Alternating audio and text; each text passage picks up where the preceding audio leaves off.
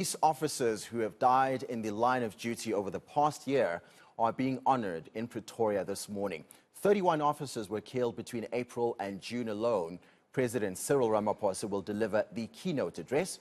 Let's go to our reporter Pule Letshwiti-Jones, who's at the police memorial at the Union Buildings in Pretoria. A very good morning, Pule. What's the latest there? Well, a very good morning, William. And today, of course, men and women in blue, of course, being SAPS officials, are commemorating those who have lost their lives while on the line of duty and protecting South Africans as well. As far as you understand, over 30 police officials have lost their lives this year.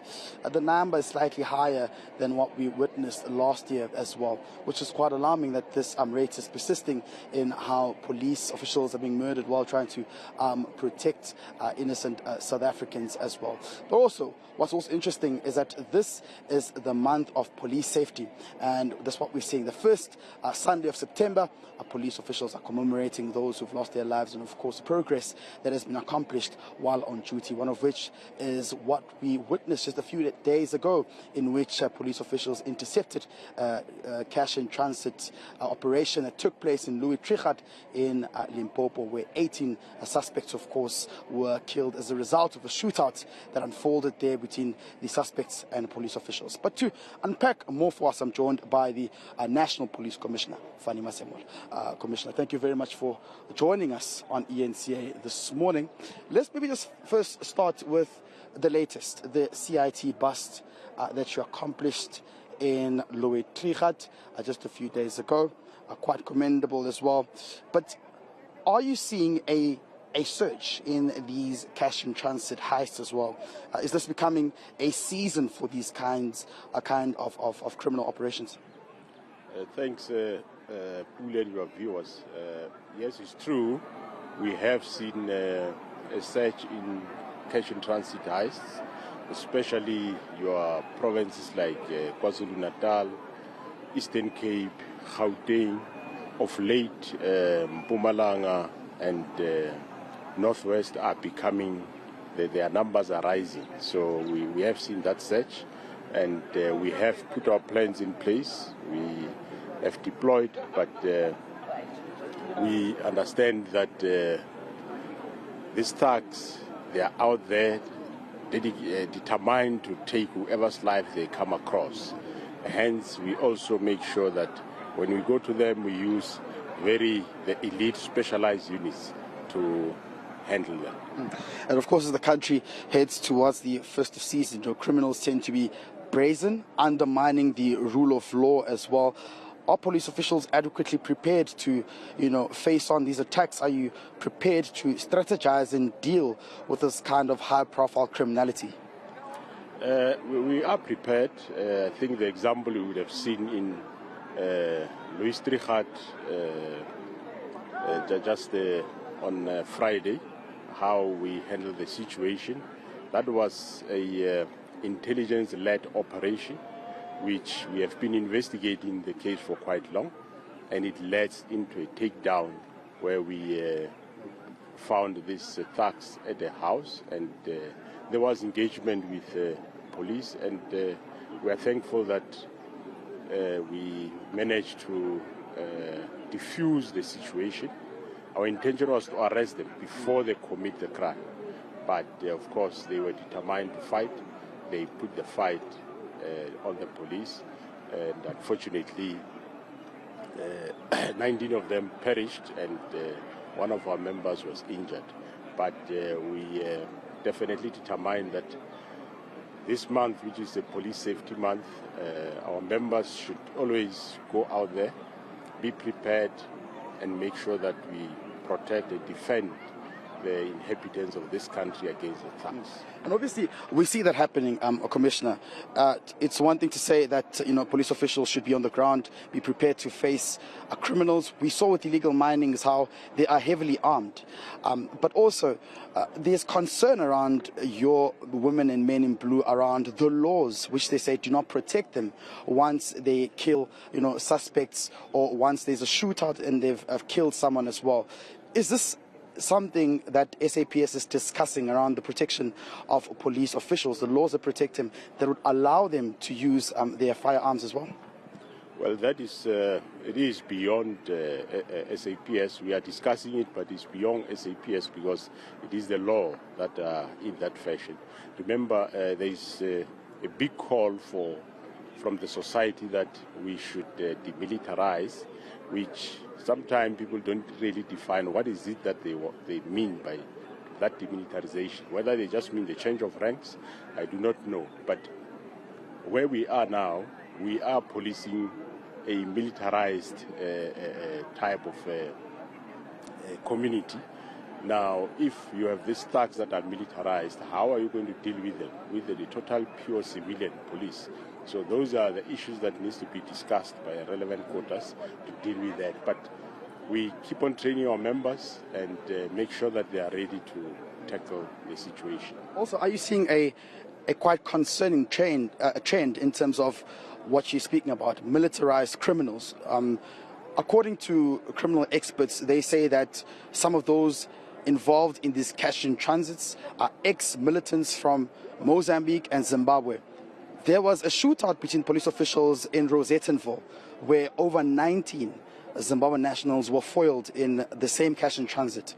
In Louis Trichardt, the house in which there was a bust belonged to a Zimbabwean national as well. What's your take on this as well, particularly seeing that the nationality of those who are involved in these kind of high-profile crimes are those from Zimbabwe and Mozambique and other countries as well?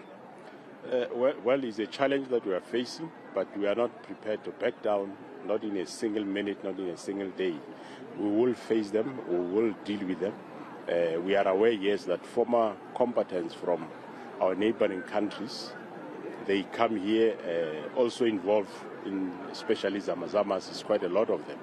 But we are determined, and with the police that we have, definitely we will deal with them continuously. Yes, we have seen their involvement in this country, and we are prepared to make sure that we arrest them. When they put a fight, we will give them a fight and make sure that we win.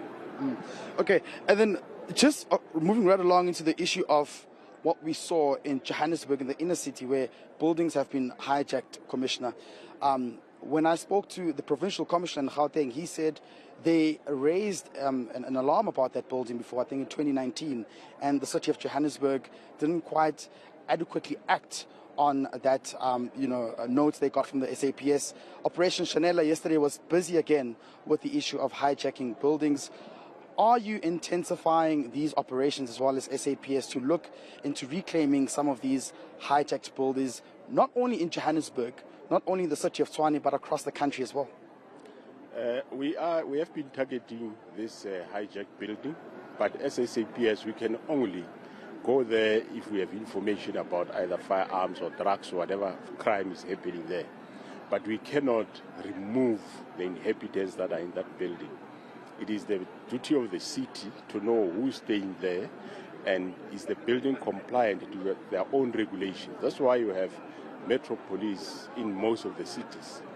One function of the Metro Police is to make sure that they police the bylaws. So that is something that belongs to the city, and nobody should shift the blame or want to put everything on the police. But we assist them. When we go to such buildings, when we do our function, they should come on and do their compliance and make sure that the capacity of the building is not exceeded, and of course people don't create or develop shacks within those buildings. But we will continue with Operation Chanela. We will continue in most cities to clean up such buildings. But is it discouraging for the SAPS that you conduct such operations, you alert authorities, and nothing is done about that? Well, that is for the authorities. It's something that is known for quite long in most of the cities that it is happening. Yes, we can only call upon them to do their part, and we will, as South African Police Service, do our part in dealing with crime at these derelict buildings. Okay, and then obviously today we're here because you're commemorating those who lost their lives in line of duty as well. It's an alarming number. It's persisting. 34 police officers killed in the line of duty, one life up this year, and it's not even the end of the year yet. We're not even towards November. What is the SAPS doing about this trend? It's really alarming that we're seeing more police officials losing their lives while on duty. Thanks, Pule. Just to correct you, this year, this financial year, since April to now, is 54 police members, of which 20 of them were on duty.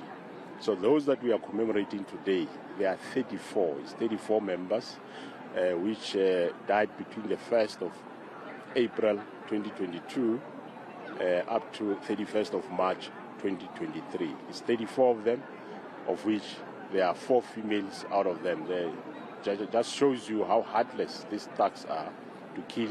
We don't say it's good to kill men, but if you kill men, you even kill women. It's very heartless thing, like what happened in Northern Cape last week, where 2 police officers were killed, Sergeant Masilo and Constable Madindi. So it is a big number. This day where we are today, we are here to commemorate the 34 fallen heroes, but I wish this day don't come at all. You'd see when you look at the plaque, started far as when the police force then started, that police get killed. But we wish that at any given time or any year, this year do not come at all, because since the inception of the organization, there has been this commemoration every day. And the cause of this is thugs, criminals that kill people, that kill members of SAPS that are protecting the community. And maybe just lastly, before I let you go, there's also quite concern around those within the SAPS internally who are working with criminals within the criminal world as well, targeting police officials. Is this something which is concerning for SAPS? Are you eradicating rogue police officers within your units who are anti-progressive of what the men and women in blue are doing to protect civilians in South Africa? Yes, Pule, we have a big number of good men and women in blue out there that are doing good for the country. But there is always these few rotten potatoes that go out there, join thugs and plan against us. We are aware and we are dealing with those. You must have seen recently in Mpumalanga we arrested members of Flying Squad, and we will be arresting more as we go along. We are aware of those that are involved, but they are a very few number. Just like these thugs, it's not a big number, there are very few. If the society can work with us and inform us, we'll be able to win the crime, because the thugs are not big number. Majority of the inhabitants are good people, so if we join, they join with us as South African Police Service, we can win the thugs, definitely. National Commissioner, thank you very much for your time and all the best. Thank you very much. All right, that's Fanny Masemola, the SAPS National Commissioner, just joining us this morning, detailing what the police officials are doing in terms of fighting crime, but most importantly on the issue of cash in transit, saying that they are aware of these operations that are widely taking place and how having spilled over to other provinces, particularly being quite notoriously active in provinces like Mpumalanga as well.